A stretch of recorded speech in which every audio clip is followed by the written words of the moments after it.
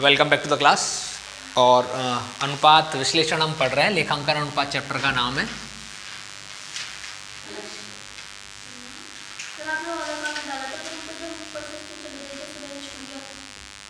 पता नहीं, लेखांकन अनुपात, अकाउंटिंग रेशो।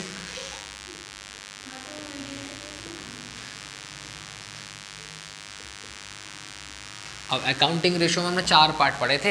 एक हमने पढ़ लिया लिक्विडिटी रेशो। सेकंड वाला स्टार्ट होगा अब। और सेकंड वाला क्या था? दीर्घकालीन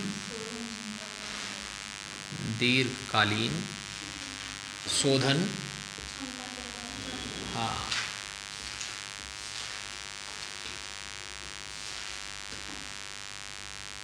क्षमता के आधार पर है, क्षमता अनुपात।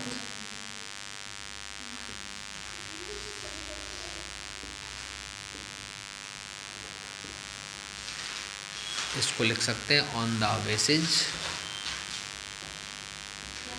Of long term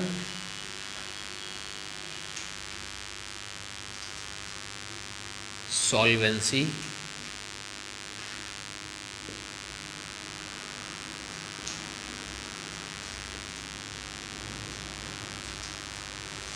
ratio.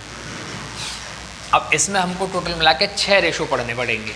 ठीक है, टोटल कितने पार्ट? 6 पार्ट। पढ़ते हैं एक एक करके।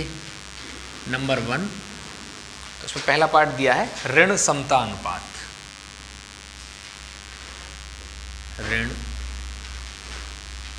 समता अनुपात, अंग्रेजी में इसको बोलते हैं डेब्ट इक्विटी रेशो। अब डेब्ट इक्विटी रेशो में ऋण और समता, ये 2 वैल्यू इसमें रहने वाली हैं। तो समता का मतलब है शेयर होल्डर फंड से, समता मतलब इक्विटी शेयर से, मतलब कितना पैसा बिजनेस में शेयरधारियों ने लगाया। लेकिन कौन से शेयरधारी? इक्विटी शेयर वालों ने। ठीक है।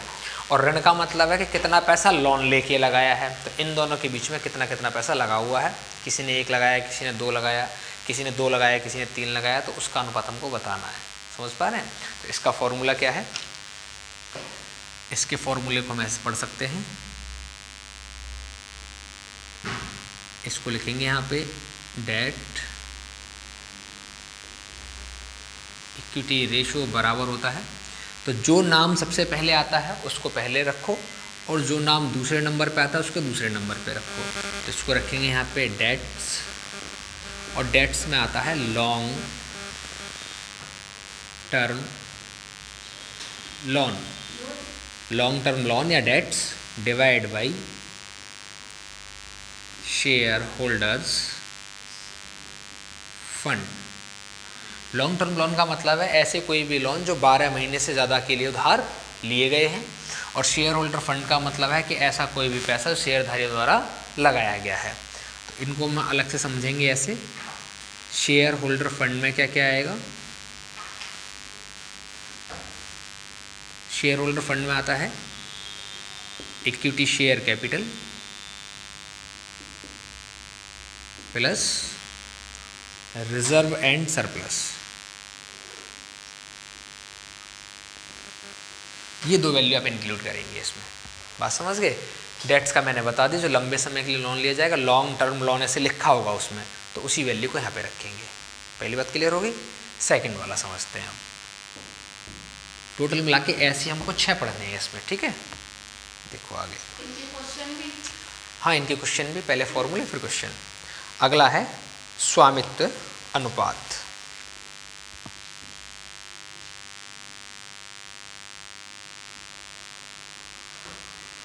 हो सकता है आपकी 12th वाली बुक में ये जैसे नंबर 2 पे हम जिसको पढ़ रहे हैं वो नंबर 3 पे दिया हो, नंबर 4 पे दिया हो, तो आगे पीछे हो सकते हैं, लेकिन होंगे सारे वही है। इसको अंग्रेजी में बोलते हैं प्रोप्राइटरी रेशो।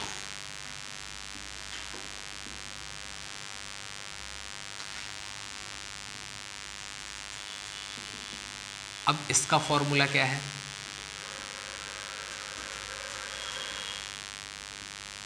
तो मैंने शॉर्ट में लिख दिया है इसको PR, प्रोप्राइटरी रेशो। ठीक है। इसके फॉर्मूले को पढ़ेंगे ऐसे। Share holders fund divide by total assets. ठीक है, अब शेयर होल्डर फंड जो हम पढ़ चुके हैं कितना आता है, इक्विटी शेयर कैपिटल आती है, रिजर्व एंड सरप्लस आता है शेयर होल्डर फंड में। तो वही वैल्यू इधर आ जाएगी। टोटल असेट्स का मतलब क्या है कि बैलेंस शीट में असेट साइड जितनी भी असेट्स दी हैं, चाहे वो करंट असेट्स हैं, चाहे वो फिक्स असेट्स हैं ना, चाहे नॉन करंट में आती है, टेंजिबल इंटेंजिबल है, सबको आपको ऐड करना है, वही हमारी टोटल असेट्स बन जाएंगी। लेकिन आपको एक बात ध्यान रखनी पड़ेगी, जब आप टोटल असेट्स निकालेंगे, अगर डेप्रीशिएशन दे रखा है किसी वैल्यू का, मानो आपकी 10,000 रुपये की असेट्स हैं, उसने बताया 2,000 रुपये का डेप्रीशिएशन लगता है उस पर, तो असेट्स की रियल वैल्यू कितनी है 8,000 रुपये की, 10,000 की नहीं है, तो इसमें से डेप्रीशिएशन को आपको लेस कर देना है। तो यहाँ पे लिख देता हूँ माइनस डेप। वैसे तो कैलकुलेशन में आता है, लेकिन फॉर्मूले में रहेगा तो आपको याद तब भी रहेगा। ठीक है, बात समझ में आ गई। अब नंबर 3 वाला क्या है देखो, नंबर 3 में रहेगा शोधन क्षमता अनुपात। नंबर 3 में है शोधन क्षमता अनुपात। इसका मतलब है सॉल्वेंसी रेशो। अब सॉल्वेंसी रेशो का फॉर्मूला क्या है, इसका फॉर्मूला है टोटल आउटसाइड लायबिलिटीज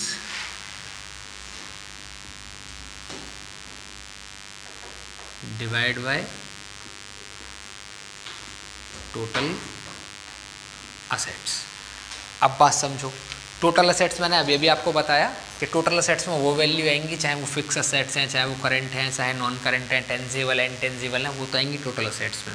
और टोटल आउटसाइड लायबिलिटीज कैसे बनती है उसको मैं समझाता हूँ इधर। टोटल आउटसाइड लायबिलिटीज, तो लायबिलिटीज में 2 वैल्यू होती हैं, एक तो कैपिटल होता है, एक लायबिलिटीज होती है।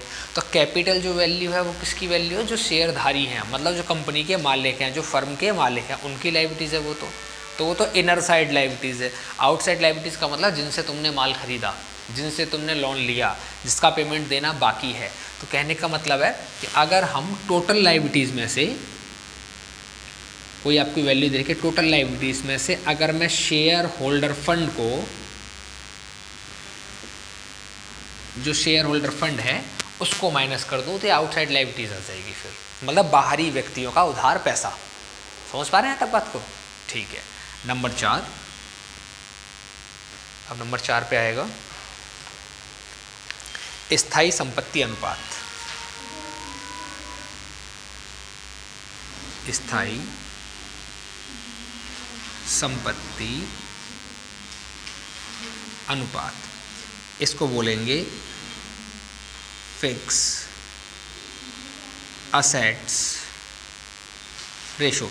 जैसा कि नाम से लिख रहा है स्थायी संपत्ति अनुपात, तो स्थायी संपत्तियों का अनुपात आपको निकालना पड़ेगा इसमें, है ना। तो इसका जो फॉर्मूला है वो फॉर्मूला क्या है, लिखते हैं इधर।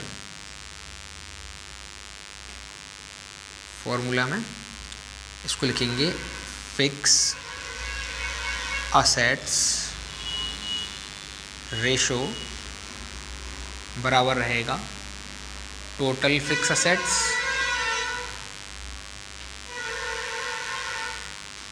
Divide by share holder fund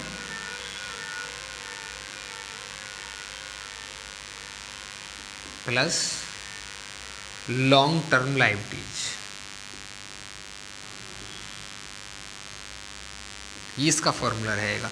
total fix assets का मतलब वो असेट्स हैं जिनको हम एक स्थान से दूसरे स्थान पर आसानी से ना ले जा सकें, है ना, जिनको 12 महीने के बाद में कैश में कन्वर्ट किया जा सकता है, वो टोटल फिक्स असेट्स होते हैं। जैसे कि फर्नीचर है, बिल्डिंग है, मोटर कार है, गुडविल है, पेटेंट्स है, सारी की सारी फिक्स असेट्स में आती हैं। और शेयर होल्डर फंड में क्या क्या आता है, share capital, reserve and surplus, और साथ में लॉन्ग टर्म लायबिलिटीज, जो लंबे समय के लिए पैसा उधार लिया गया है, लॉन्ग टर्म लायबिलिटीज में आएगा। यहाँ तक बात समझ पा रहे हैं आप? ठीक है। अगला रहेगा पूंजी दंतीकरण अनुपात। नंबर 5, पूंजी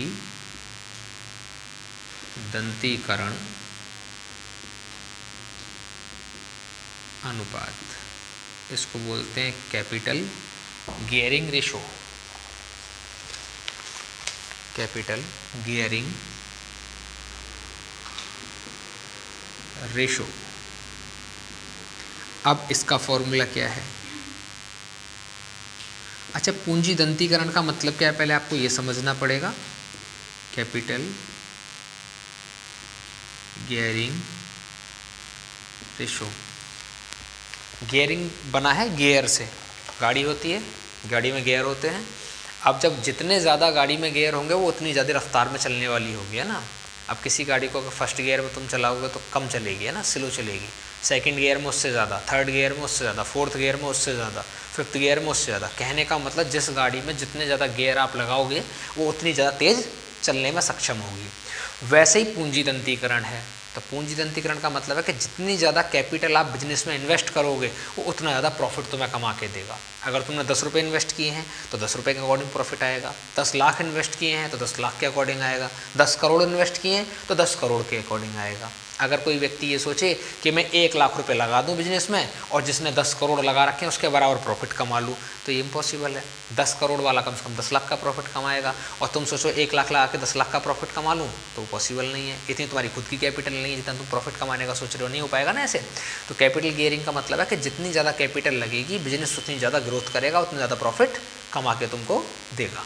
समझ में आया तक? ठीक है। अब कैपिटल गियरिंग का जो फॉर्मूला है वो फॉर्मूला क्या है? Equity capital plus reserve and surplus.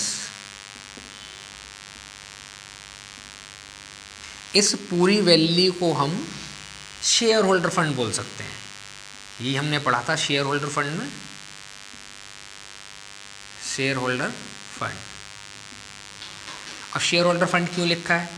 क्योंकि उसने बोला है कैपिटल गियरिंग रेशो, तो सबसे पहले कैपिटल बनानी पड़ी। कैपिटल कैसे बनते हैं? इक्विटी शेयर कैपिटल और reserve and surplus. Reserve and surplus क्या है? मानो किसी व्यक्ति ने 10 लाख रुपए के शेयर खरीदे या 10 लाख रुपए कंपनी में इन्वेस्ट कर दी, तो वो तो उसकी कैपिटल है।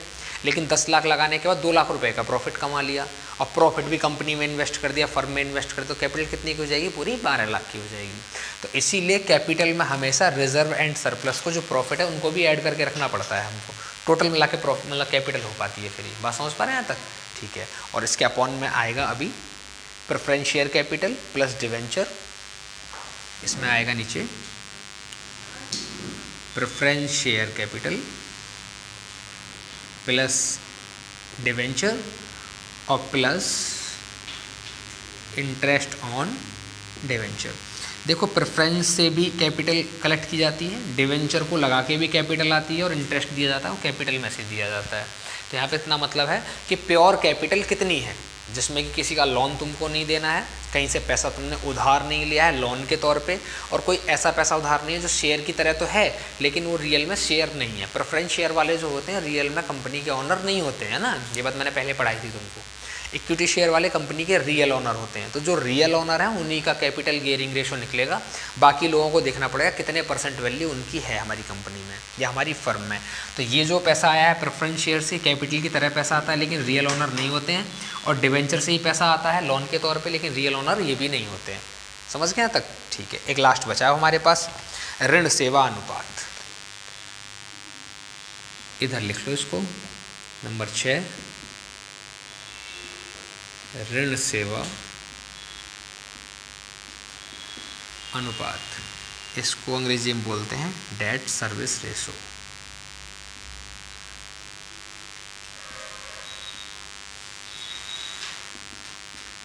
इसका फॉर्मूला है net income before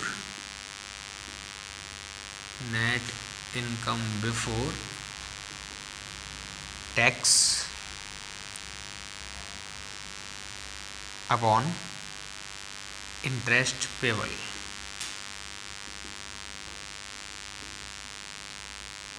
tax and interest भी है इसमें। तो डेट सर्विस का मतलब क्या है कि जितना पैसा आपने उधार लिया है किसी से उसका आप इंटरेस्ट का पेमेंट कर पाएंगे नहीं कर पाएंगे। आपके पास इतना पैसा अवेलेबल है कि इंटरेस्ट का पेमेंट हो सकता नहीं हो सकता, तो उसको कैसे निकालेंगे कि जितना आपने इनकम कमाया, net income before tax and interest, जितना आपने प्रॉफिट कमा लिया और इंटरेस्ट पेबल कितना आप इंटरेस्ट देने वाले हैं, तो वो उसके बराबर है तो ठीक है, कम है तो फिर नुकसान की बात है। आप ऐसे समझ सकते हैं इसको कि मानो आपने जो पैसा कमाया वो कमाया 10,000 रुपया, लेकिन इंटरेस्ट पे वाला आपकी 12,000 की, तो ये रेशो कितना बनेगा 10:12 या 5:6। ये तो गलत है, 6 रुपये देने हैं 5 रुपये आपके पास हैं, ये सही नहीं है। ऐसा हो सकता है कि 6 रुपये आपके पास है और 5 रुपये देने हैं, तो आप सही पोजीशन में चल रहे हैं। लेकिन अगर ऐसा है कि आपके पास 5 रुपये हैं लेकिन देने कितने हैं, 6 रुपये देने हैं, तो 1 रुपये और कहाँ से लाएंगे, तो सही पोजीशन पे आप नहीं है। ठीक है, तो इन सारी वैल्यू से यही पता चलेगा तुमको कि आपकी शोधन क्षमता कितनी है, आप पैसे को वापस कब कब और कितना कितना कर सकते हैं। क्लियर है वाली बात? ठीक, करो इसको कॉपी।